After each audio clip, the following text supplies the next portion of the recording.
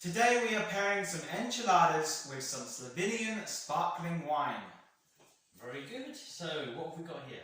We have, the pronunciation, I'm not 100% sure, but it's the Vino-Horvat. Not too bad on that. And one problem here is I don't have any in my glass. Yeah, Whereas better fix that. better fix that. Oliver's already poured himself some. This is their NYNA Brut 2016 vintage. 2016, I can see that on the back of the bottle here, 12.5% from Maribor. So, yes. What do you know about Maribor? Was that too soon to talk about that? No, we can talk about that. Yeah. The world's oldest vine. Exactly, yes. It's in Slovenia. It's quite interesting, just outside the building, and it's very long. The building's long, and as is the vine. And inside the building is actually a wine museum and a place you can go tasting. So it's a little kind of tick in your box of wine tourism to go there and see in Slovenia what they say is the oldest vine in the world. I've been there once or twice possibly. I didn't pick any grapes from there. I was kind of tempted to pick a bunch, but there wasn't any at the time. So it does still produce grapes. It does, yeah, it does produce grapes. Whether or not they make a wine from it, I don't know. It would be interesting if they did, wouldn't it? But anyway, let's get on with the wine here. I think it's also about 450 years old. Well, that's an age and a half, isn't it? Usually, because vines, I don't know, really. They really mature, 10, 12 years old to about 30 is the best time for them, and then depending on the style of grape, the vine, it depends on how long they can age for. But I've been to vineyards where they're very proud with a lot of the vines are over, say, 100 years of age, really thick stubs, you know. The amount of bottles that are produced over the time is amazing. The amount of people picking the grape, you know, they could really give this a really fantastic history in wine, the old vines. But looking at this wine here, what a lovely kind of yellow, citrus, oily kind of colour to it.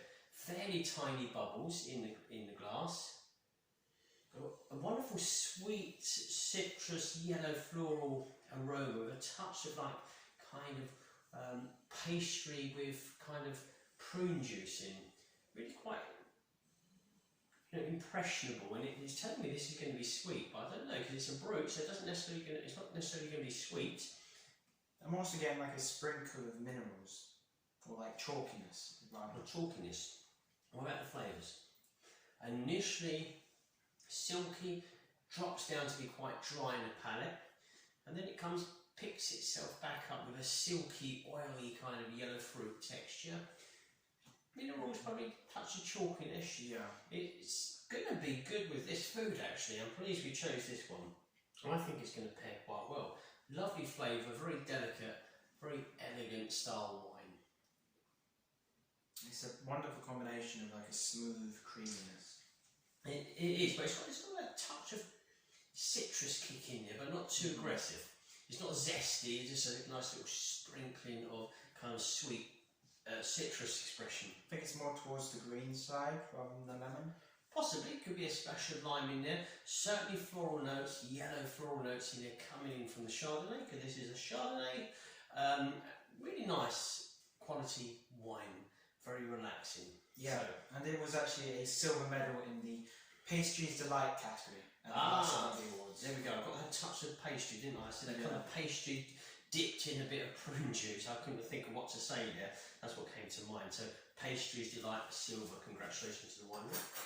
Oliver's got the cutlery. Now we're going to move on to the enchiladas. Enchiladas. Enchiladas are a Mexican dish.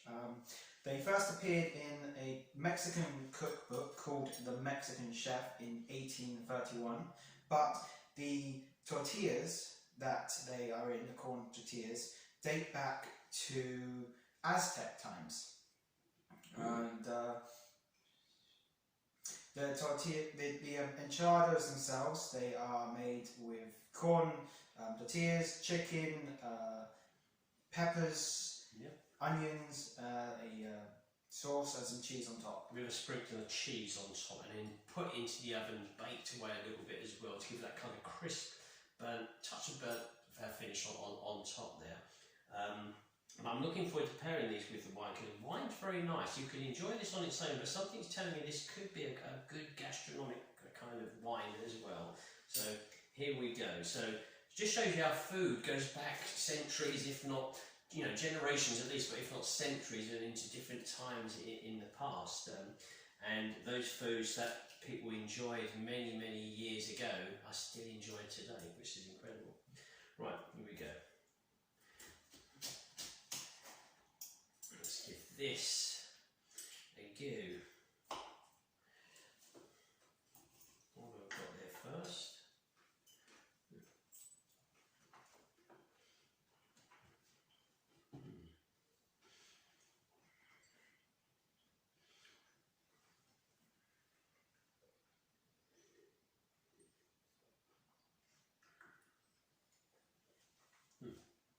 I think it's a great palate cleanser.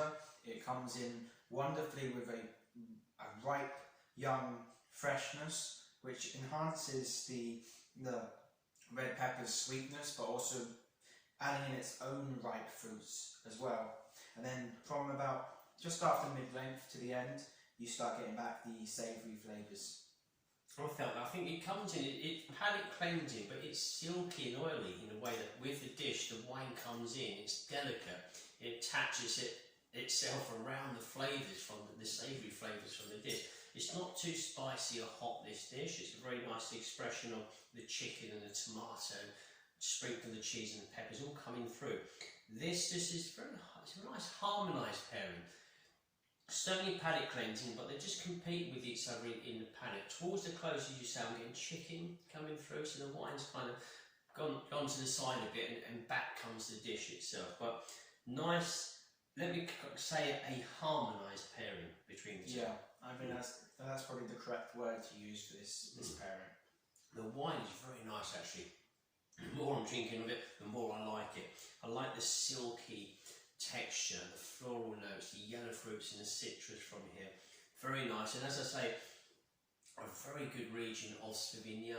They're kind of north side as you're going up towards the borders with Austria, the Maribor, and it's certainly a place for all those people that like their wine tourism kind of hotspots. This one should be on your list. But yeah, really good. This was the NYNA Classic 2016. Nice pairing. Yeah. Yeah, you happy with that? Yeah, I'm happy with that. Okay, so cheers everybody. Thank you for watching. Until next time. Enjoy the fizz.